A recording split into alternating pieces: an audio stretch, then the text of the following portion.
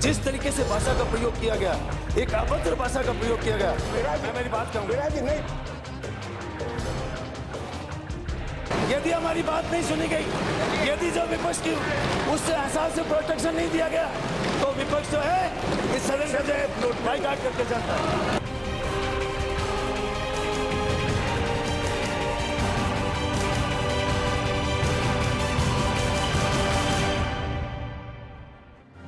अध्यक्ष का इतना तानाशाह रवैया है और रवैये के साथ साथ वो थोड़ी देर में इतने आवेश में आ जाते हैं, कुछ भी बोल देते हैं जिसका उनको पता नहीं रहता है, और फिर उसके बाद वो कहते हैं कि नहीं नहीं भाई गलती हो गई, ये हो गया वो हो गया। पर इस तरह की व्यवस्था नहीं होनी चाहिए। लोकतंत्र में सब तरीके की सारी बात सुननी चाहिए। जब प्रतिपक्ष का नेता बोल रहा है तो उसकी 2 मिनट बात सुन के आप उसके बाद निर्णय दो।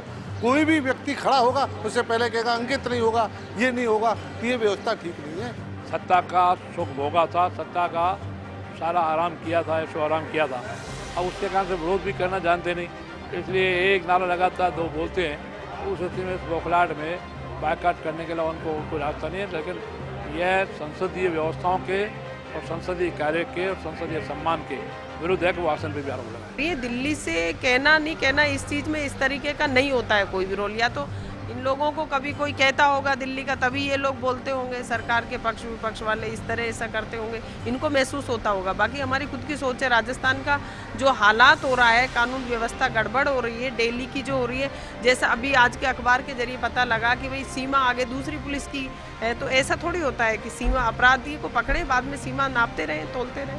कांग्रेस के सदस्यों ने बेवजह हंगामा किया, हमारे अध्यक्ष पर आरोप लगाए जिसका कोई तुक नहीं था।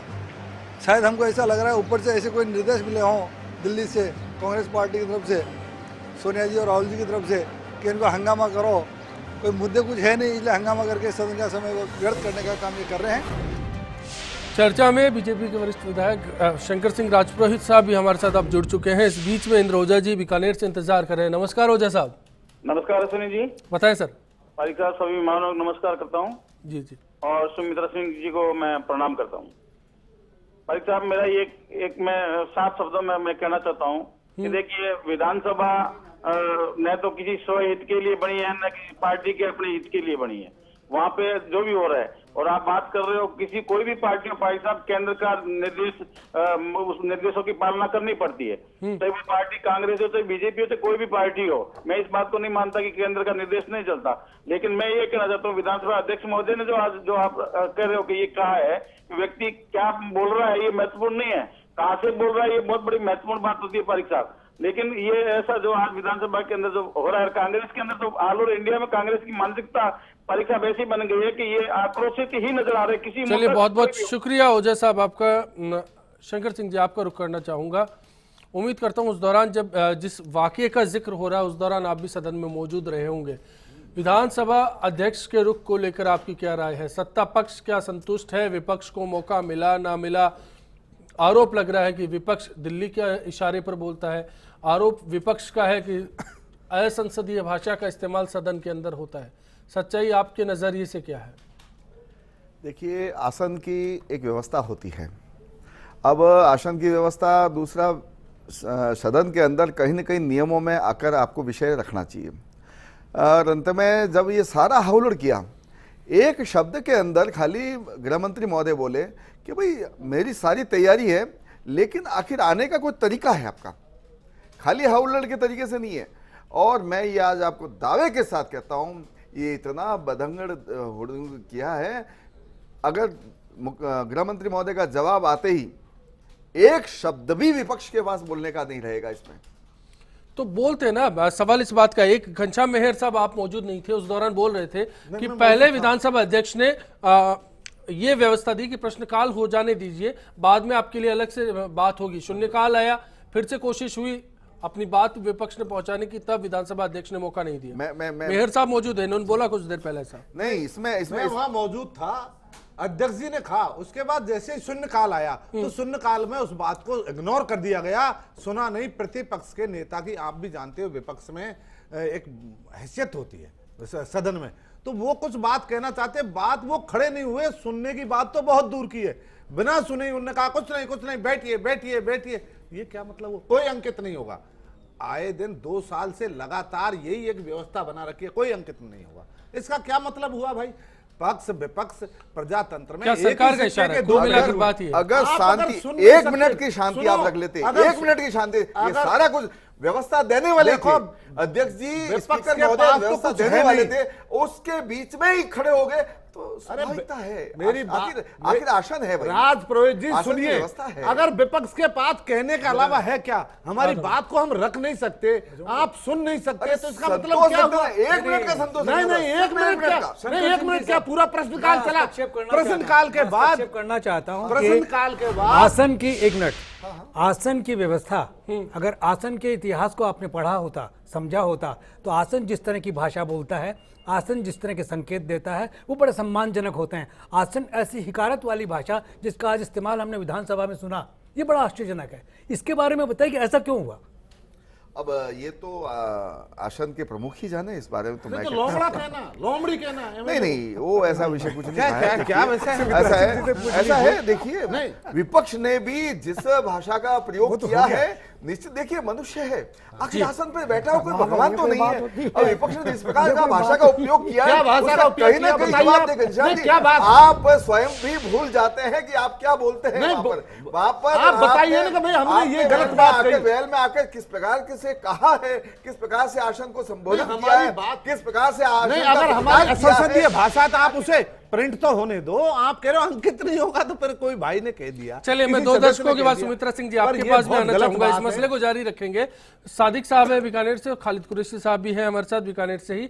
सादिक साहब नमस्कार, सर नमस्कार सर। बताइए सर, क्या मैं राय ये है? कहना चाह रहा था कि सर ये आनंदपाल का जो मामला है जी, और एक कांस्टेबल को जो मार दिया जाता है, ये कानून व्यवस्था ऐसे मुद्दों को अगर विधानसभा में नहीं उठाएंगे तो कहाँ उठाएंगे फिर? भाई कानून व्यवस्था के मुद्दे उठाने के लिए प्रशासन को की जो व्यवस्था है उनको उठाने के लिए तो विधान है, जी विधान परिषद या विधानसभाएं हैं। अगर वहां नहीं उठाएंगे तो कहाँ उठाएंगे फिर? बिल्कुल, मैं शंकर सिंह जी से जानूंगा आपके इस मसले पर राय। खालिद साहब, आप क्या कहना चाहेंगे? नमस्कार। सर नमस्कार। जी सर। सर मुद्दे उठाए जरूर, लेकिन शांतिपूर्वक उठाए। दूसरे में अध्यक्ष साहब से निवेदन करना चाहूंगा, वो जो सदस्य बात रख रहा है उसके बाद को पूरा सुना जाए, उसके बाद कोई निर्णय ले, दूसरे को सदस्य को बोलने का मौका दीजिए। पार्टी जो एक दूसरे को तोहमत लगा रहे हैं वो बंद करें, जो काम करना है वो काम। चलिए, बहुत बहुत शुक्रिया आपका। सुमित्रा सिंह जी, आपने दोनों पक्षों को आप सुना, विधानसभा अध्यक्ष के नाते आप होती तो क्या व्यवस्था होती उस दौरान? देखिए, ऐसा है कि सदन के अंदर जब सदन का नेता खड़ा हो और सदन का जिसे कहना चाहिए विपक्ष का नेता खड़ा हो, उस समय उन दोनों को ही न तो कोई टोकता है न कोई रोकता है, और यदि कोई बीच में डिस्टर्ब करता है तो फिर आसन की जिम्मेदारी होती है कि उन्हें अपनी बात कहने दें। लेकिन अगर एक सवाल आया आसन की व्यवस्था कि आसन ने व्यवस्था नहीं दी और नेता प्रतिपक्ष बोलना चाहते थे, इस घड़ी में क्या होना चाहिए था? विपक्ष के नेता को बोलने देना चाहिए था, सुनना चाहिए था सदन को। और दूसरी बात यह है कि सदस्य कुछ भी कह सकता है। देखिए, मैं आपसे बताऊं, लेकिन आसन की तो एक मर्यादा है कि आसन को तो उस मर्यादा का पालन करना चाहिए।